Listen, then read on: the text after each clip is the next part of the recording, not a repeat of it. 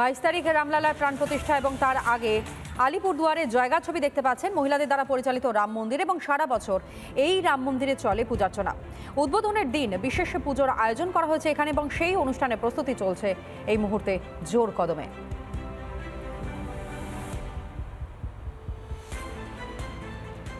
আগামী 22 জানুয়ারি অযোধ্যা রামলাল্লার প্রাণ প্রতিষ্ঠা হচ্ছে এবং তার পূর্বে আলিপুরদুয়ার জেলার ভুটান সীমান্ত জয়গা 1 নম্বর গ্রাম পঞ্চায়েতে রাম মন্দিরে কিন্তু প্রতিনিয়ত চলছে ভজন কীর্তন। এলাকার যারা বাসিন্দারা রয়েছে, বিশেষত যারা মহিলা রয়েছে, সেই মহিলা দ্বারা পরিচালিত কিন্তু এই রাম মন্দির।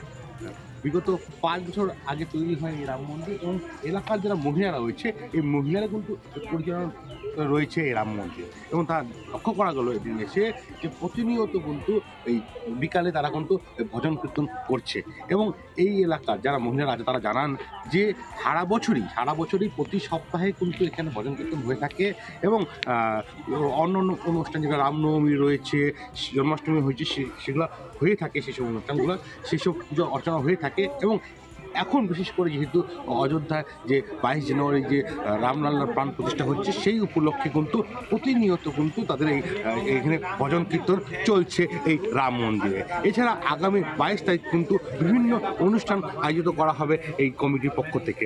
আলিপুরদুয়ার জেলার এই ভুটান সীমান্ত জায়গা থেকে চট্টোপাধ্যায়, রিপাবলিক বাংলা।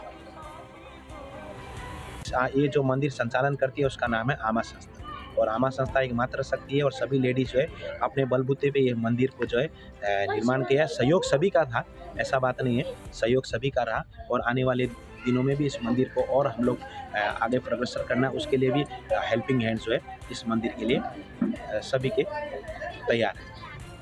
साल भर में शिवरात्रि होता है, रामनवमी होता है और जन्माष्टमी। हर हफ्ता हम लोग का सोमवार को हम लोग भजन कीर्तन करते हैं। लोग सोच रहे हैं कि थोड़ा सुबह पूजा आजा करके हम लोग का अयोध्या राम मंदिर का जो उद्घाटन हो रहा है उसी का ये निमित्त हम लोग लेके यहाँ पर पूजा पाठ सुबह और 11 बजे हम लोग थोड़ा राम जान की झांकी निकाल के हम लोग का ग्राम में परिक्रमा करने का और उत्सव मनाने का इच्छा है हम लोग का।